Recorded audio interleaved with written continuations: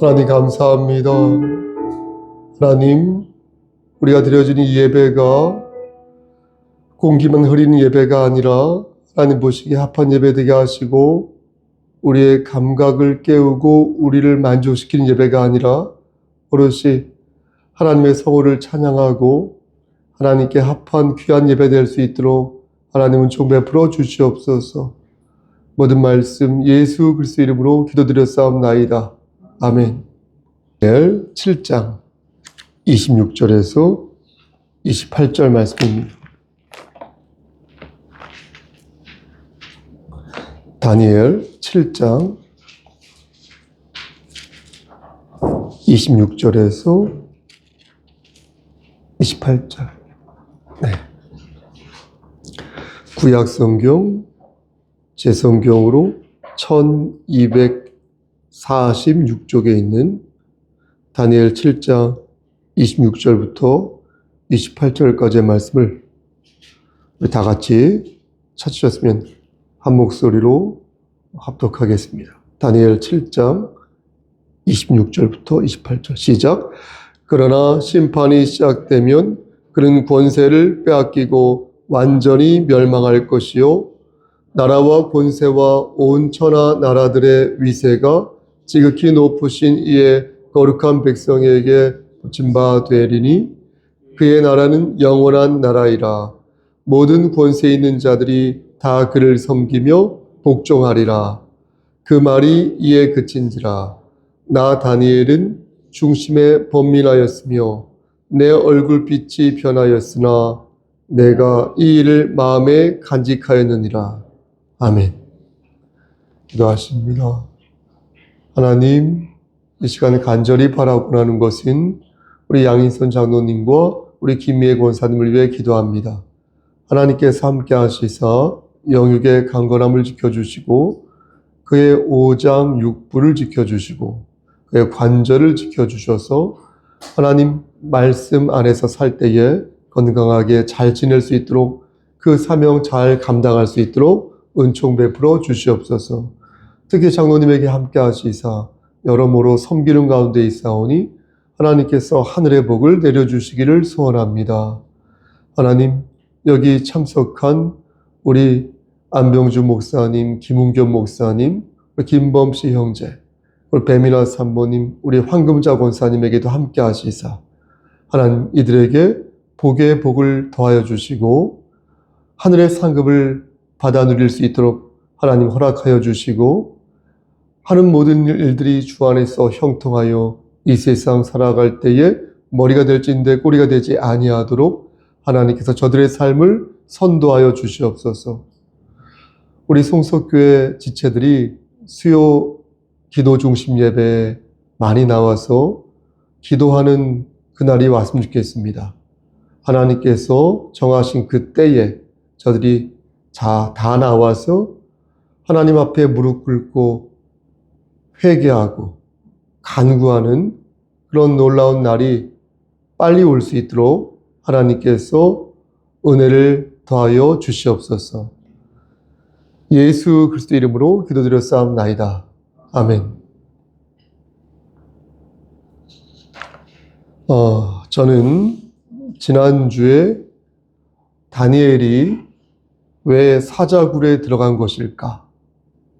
후일을 도모하여 사자굴을 피했다면 어땠을까? 이렇게 물으면서 하나님의 뜻을 생각할 때에는 내가 본의가 되는 것이 아니라 하나님이 본의가 되어야 한다. 이렇게 말씀을 전하였습니다. 어떤 것을 판단할 때 그것이 하나님의 뜻대로 우리가 정말로 이루어지길 바란다면 판단이나 행동의 중심에 반드시 하나님의 주권을 두어야 한다. 이렇게 말씀을 전하였습니다. 그래서 내 본의가 아니라 하나님 본의로 우리가 생각할 때 우리는 하나님의 깊고 넓으신 섭리를 바르게 반듯하게 체험할 수 있게 되어 성숙한 그리스도인으로 나아갈 수 있다. 이렇게 강사를 하였습니다. 오늘은 다니엘 7장 말씀을 본문으로 하나님께서 저와 여러분들에게 들려주시고자 하시는 말씀을 제가 대언하겠습니다. 우선 7장 말씀을 여러분 혹시 먼저 읽어오신 분이 있을 수도 있겠는데 이 7장 말씀을 읽으면 조금 헷갈리는 대목이 있습니다. 다음 주 수요 예배는 8장이 되겠습니다. 참고로 바로 무엇이 헷갈리냐면 왕의 출현이 헷갈리는데요. 여러분 혹시 5장에 등장하는 그 왕의 이름을 기억하십니까? 사람의 손가락들이 등장하여서 메네메 우바르신 이렇게 기록한 그 말씀 기억하십니까? 그때 그 글자를 본 왕의 이름이 바벨론 왕을 혹시 기억하십니까? 그 이름이 바로 벨사살이었습니다. 벨사살은 그날 밤에 죽임을 당하였지 않습니까? 근데 다음에 이어진 왕이 6장 말씀에 나오는 왕이 바로 다리오 왕이지 않습니까? 그런데 오늘 본문 7장을 보면 손가락 글씨를 보고 그날 밤에 죽은 벨사살이 다시 등장하는 것입니다. 좀 헷갈리지 않습니까? 그러니까 앞에서 죽은 왕이 다시 또 나오니까 한 장 걸러서 다시 나오니까 이게 동명이인인 건지 순간 좀 헷갈린다는 것입니다. 따라서 여러분 다니엘을 읽으실 때는 시간에 따라 진행되고 순차적, 순행차적 이렇게 그런 순행적 기법으로 이 다니엘을 기술한 것이 아니다라는 것을 염두에 둘 필요가 있다는 것입니다. 이 다니엘은 주제에 따라서 배열을 하였으니까 그것을 우리가 염두에 두고 읽을 필요가 있다라는 것입니다. 예를 들어보면 여러분 다니엘 1장부터 6장까지의 말씀은 다니엘과 세 친구들이 어떻게 믿음을 지키고 성공적으로 살아남았는지 이야기를 중심으로 글을 썼다면 오늘 7장 있지 않습니까? 7장부터 12장까지의 말씀은 다니엘이 본 환상들과 그에 대한 해석을 중심으로 말씀이 기술되어 있는 것입니다. 그러다 보니 5장에서 죽은 벨사살이 다시 7장에 등장하게 된 것입니다. 다니엘서에 사용된 언어도 좀 독특하다고 저는 생각하는데요. 여러분 1장 있지 않습니까? 그리고 8장에서 12장 말씀은 히브리어로 되어 있고요. 그리고 2장 있지 않습니까? 2장에서 오늘 본문 7장까지의 말씀은 아람어로 되어 있습니다.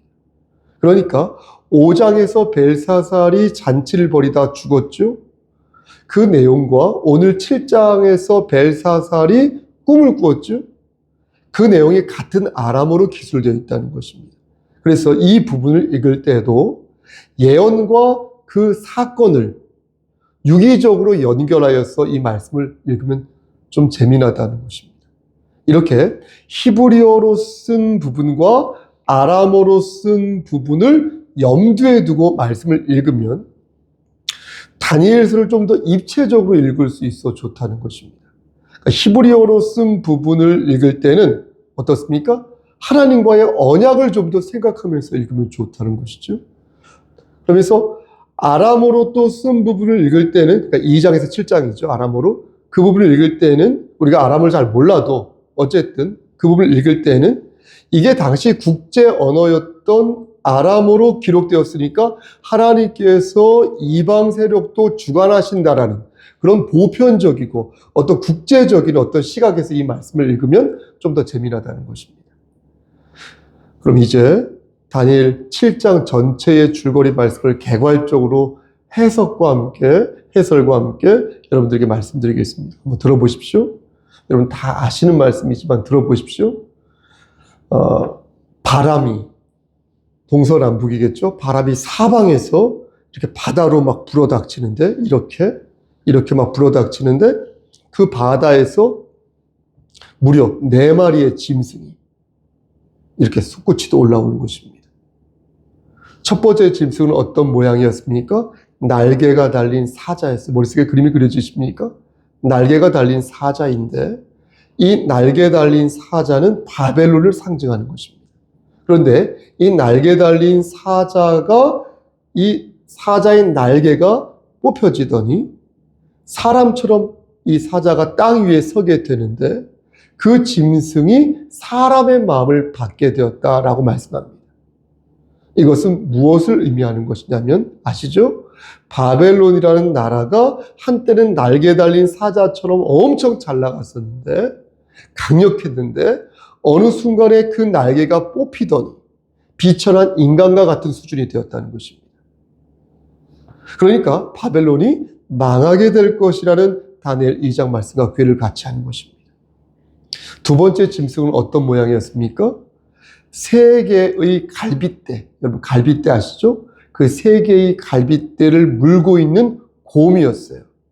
이 곰인데 5절 말씀을 보면 이 곰이 갈빗대 세 개를 문 상태에서 몸 한편을 들었다라고 말씀합니다. 여러분 이게 무슨 말씀입니까? 이 곰은 메데 페르시아를 말하는 것인데 한쪽이 더 높이 들려졌다는 것은 처음에는 메데와 페르시아가 연합하여서 바벨론을 무찔렀는데 나중에는 페르시아가 더 강력해지면서 이 메데를 통합했다는 것을 의미하는 것입니다. 페르시아로 흡수됐다는 것이죠. 메데 페르시아. 메데가 실제 바벨론은 기원전 539년에 멸망하였고요. 메데는 기원전 550년에 페르시아에 병합됩니다. 그러니까 순서로 따지면 메데가 먼저 페르시아에 병합되었고 그 다음에 어떻습니까? 어떻게 되는 것이죠? 바벨론이 그 다음에 병합된 메데 페르시아에 의해서 멸망당하게 되는 것입니다. 맞죠? 그리고 갈빗대 세 개가 의미하는 것은 메데 페르시아가 정복한 세 개의 제국, 나라를 말하는 것입니다.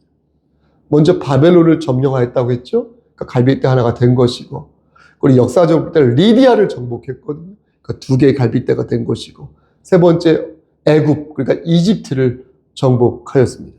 그러니까 이렇게 곰, 즉 메데 페르시아가 세 나라를 점령하였는데 그것을 바벨론 왕 벨사살이 꿈에서 보게 되었다는 것입니다. 세 번째 짐승은 어떤 짐승입니까? 표범이었어요. 표범. 첫 번째는 사자, 두 번째는 뭐죠? 곰, 세 번째는 표범. 이 표범인데 이 표범은 좀 더 기괴합니다. 4개의 날개와 4개의 머리통을 지니고 있었어요. 여러분 머릿속에 그림이 그려지십니까? 날개도 4개, 머리통도 4개라고 하니까 완전히 괴상한 형태의 표범인 것인데 이 표범은 누구를 말하는 것이냐? 어디를 말하는 것이냐면 헬라죠. 그러니까 그리스 제국을 말하는 것입니다.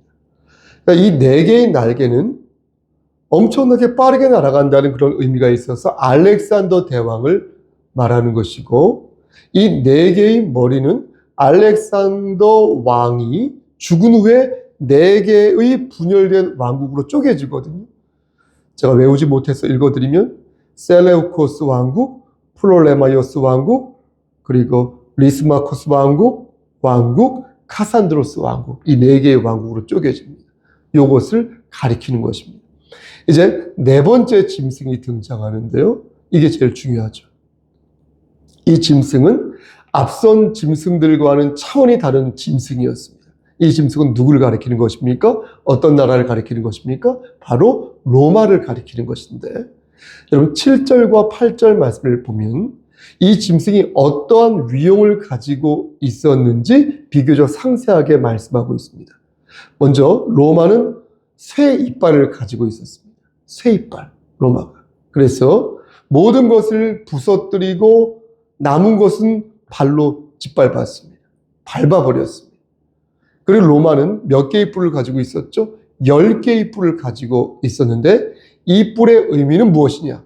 이 뿔의 의미는 로마 제국 이후에 태동할 여러 수많은 제국을 가리키는 것입니다. 그러니까 10개의 뿔이라고 하니까 10개의 제국만 생각하는데 아시죠 여러분?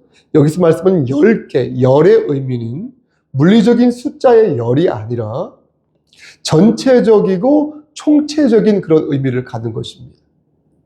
그러니까 10개는 로마 제국 이후부터 적그리스도가 출현할 때까지 이렇게 세워지는 모든 제국들을 가리키는 것입니다.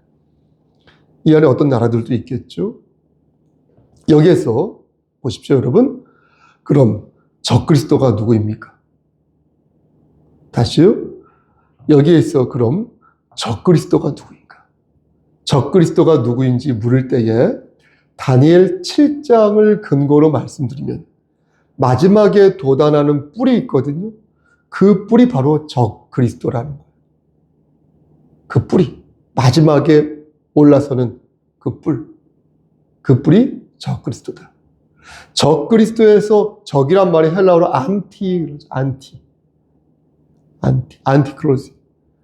안티크리스토스, 적그리스도. 반대, 대항한다는 뜻 아니겠습니까? 그러니까 예수 그리스도에게 대항하는 어떤 놈, 혹은 어떤 힘, 어떤 세력, 그게 바로 적그리스도인데 이 적그리스도가 성경 곳곳에 심심치 않게 나타난다는 것입니다.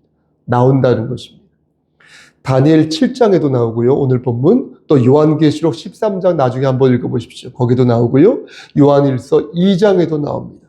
그리고 고린도후서 11장에도 나오고요. 데살로니가 후서 2장에도 나옵니다. 적그리스도는 자기 자신을 스스로 하나님이라고 주장하면서 멸망의 아들 노릇을 하는데 이 적그리스도는 지독히도 교회를 핍박하고요. 이 적그리스도는 지독히도 진리를 훼손하고요. 이 적그리스도는 지독히도 세상의 권력과 유착하여서 성도들을 지독히도 핍박한다. 지독하게. 이 적그리스도가.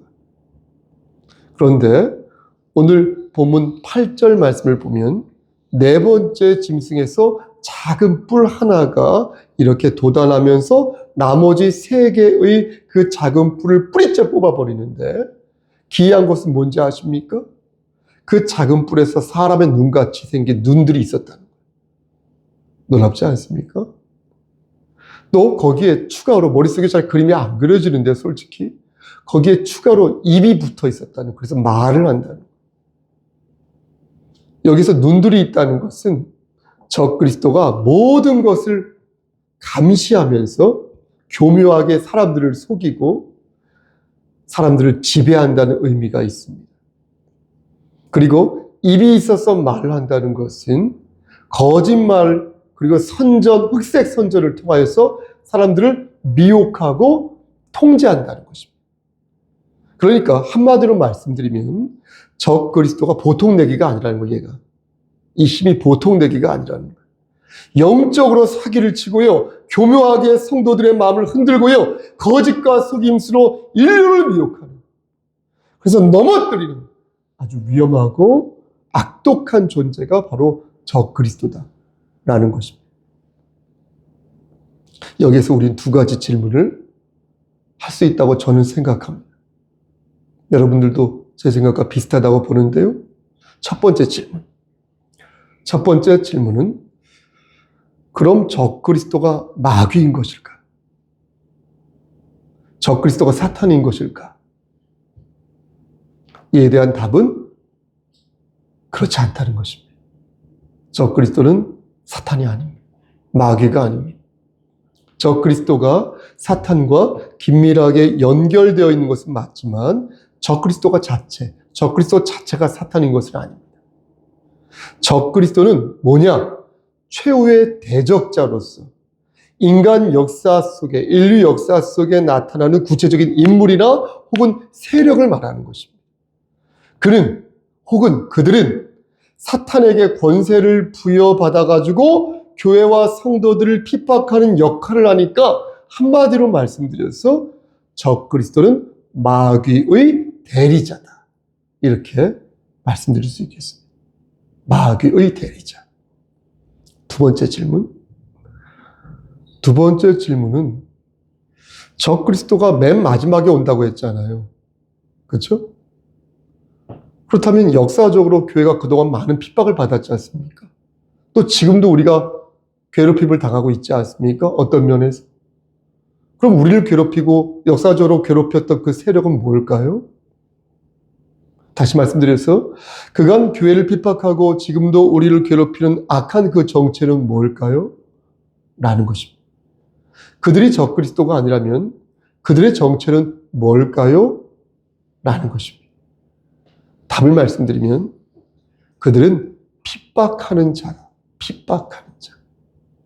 우린 핍박을 받고 그들은 우리를 핍박하고 그들은 그래서 핍박하는 자들이다. 적그리스도와 핍박자는 차원이 다르다는 것입니다. 마지막 때에 등장하는 작은 뿔은 적그리스도이지만 예전부터 지금까지 교회를 핍박해 왔던, 나를 너무나 못살게 구렸던 그 악한 세력들은 적그리스도가 아니라 핍박하는 자들이다 라는 것입니다. 다르게 표현하자면 적그리스도적 세력이다. 적그리스도적 세력. 그렇게 말할 수 있는데 이걸 어떻게 구별하냐면, 여러분 잘 들어보십시오. 그놈이 최후의 세력이면 적그리스도이고 최후의 세력이 아니면 적그리스도가 아닌 것입니다. 그러니까 적그리스도는 최후의 세력이라는 거예요. 마지막 세력이라는 거예요.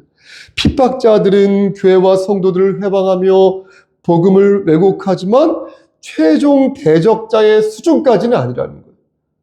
그렇게 나아가지는 못하는데 적그리스도는 자신의 구원의를 하나님처럼 주장하면서 복음과 성도를 정면으로 박해한다는 점에서 분명 그 역할이 다르다는 것입니다. 그러나 핍박하는 자들 중에서도 마치 자신이 적그리스도인 양 행동하는 놈들이 있는데, 그럼에도 불구하고 그들이 작은 뿔과 멸망의 아들이 될 수 없는 이유는 무엇입니까? 아직 종말이 오지 않았으니까.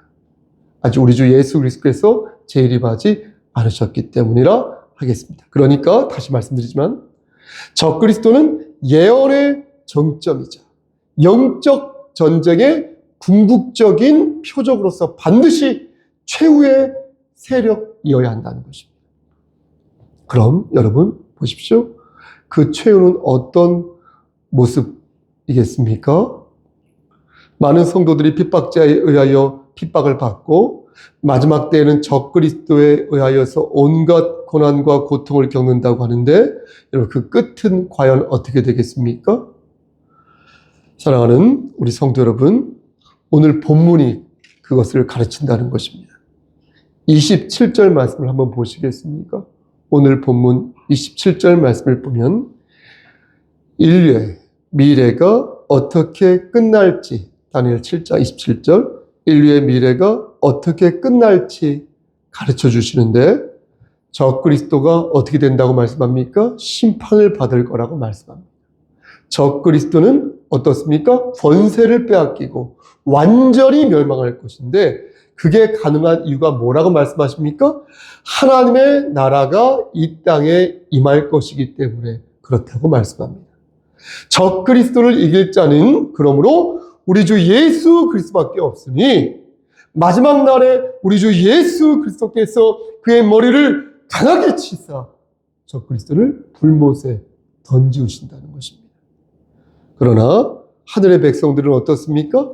주의 나라가 임하는 그 순간에 어떻습니까? 주님을 섬기며 그 일에 복종할 것이니, 그러므로 이 말씀은 저와 여러분들에게 더없이 귀하고 복된 말씀이 될 줄 믿으시기를 소원합니다.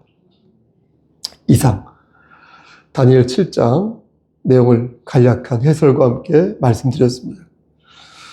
그렇다면 이제 무엇이 있어야 되겠습니까? 그렇다면 오늘 이 말씀이 우리에게 주는 메시지가 무엇인지를 보아야겠습니다. 하나님께서는 왜 이 말씀을 성경으로 남겨놓으셨을까? 우리는 이 환상 같은 이 말씀에서 어떠한 하나님의 음성을 들어야 할까 생각해 보겠습니다. 여러분 보십시오. 오늘 본문은 환난과 고통 있지 않습니까? 환난과 고통에 처한 성도들에게 찬란한 소망을 갖게 하는 말씀입니다. 너희를 괴롭히고 너희를 핍박하는 자들과 혹시 지금이 마지막 때일 수도 있지 않습니까? 그건 모르잖아요. 지금이 만약 혹시 마지막 때라면 너희를 괴롭히고 핍박하는 적그리스도가, 핍박하는 자들이든 혹은 적그리스도가 결국에는 예수 그리스도의 권능으로 말미암아 모두 멸망하게 될 것이다. 그러한 약속을 오늘 말씀에서 우리에게 일러주시는 것입니다. 그런데 우린 여기에서 한 가지 질문을 하게 되는 것입니다. 그렇다면 소망은 언제부터일까? 소망은 언제부터 소망이 언제부터 소망일까? 마지막에 모두 멸망하게 될 것이라고 말씀하시는데, 그렇다면 소망이란 열매도 마지막에나 맛볼 수 있는 열매인 것일까? 녀석들에게 실컷 얻어 터지고 나서 마지막에 갔어야 그 승리를 맛볼 수 있는 것이라면 과연 그 맛을 제대로 된 맛이라고 말할 수 있는 것일까? 이런 질문을 하게 되는 것입니다. 사랑하는 우리 성석교회 성도 여러분, 우리는 하나님께서 우리에게 주신 소망의 의미를 바로 알아야겠습니다. 여러분 보십시오. 하나님 나라는 갑자기 하늘에서 떨어지는 것이 아니라는 것입니다. 하나님 나라는 먼 미래에 있는 것이 아니라 지금 우리 곁에 있다. 하나님 나라가. 그 말씀인 것입니다. 그러므로 하늘의 소망 역시 현재와 미래를 이어주는 다리가 되는 것입니다. 여러분, 성령 하나님께서 왜 우리와 함께 하십니까? 우리의 삶 가운데 시시각각 함께 하셔서 우리가 곤경에 처할 때, 우리가 외로울 때, 우리가 무기력함에 처할 때에 우리를 위로하시고 우리를 바른 길로 이끌어 주시기 위해서 성령님께서 계신 거 아닙니까? 아직 오지 않은 성자 하나님에 대한 그 확신을 갖게 하시며 우리가 낙심할 때에, 절망할 때에 우리에게 소망을 부어주시며 우리로 하여금 믿음을 굳게 붙들라고 말씀하시는 분이 성령님 아니십니까? 오직 성령의 열매가 무엇입니까? 사이와 오자양충, 온절, 사랑과 희락과 화평과 오래 참음과 자비와 양선과 충성과 온유함, 절제, 사이와 오자양충, 온절이니 성령 하나님은 우리로 하여금 인내심을 가지고 끝까지 소망을 붙잡고 있으라 지금도 말씀하시는 것입니다. 그러므로 저는 부족하지만 여러분들에게 이렇게 권면하는 것입니다. 사랑하는 우리 성석교회 성도 여러분, 하나님 나라는 이미 시작되었습니다.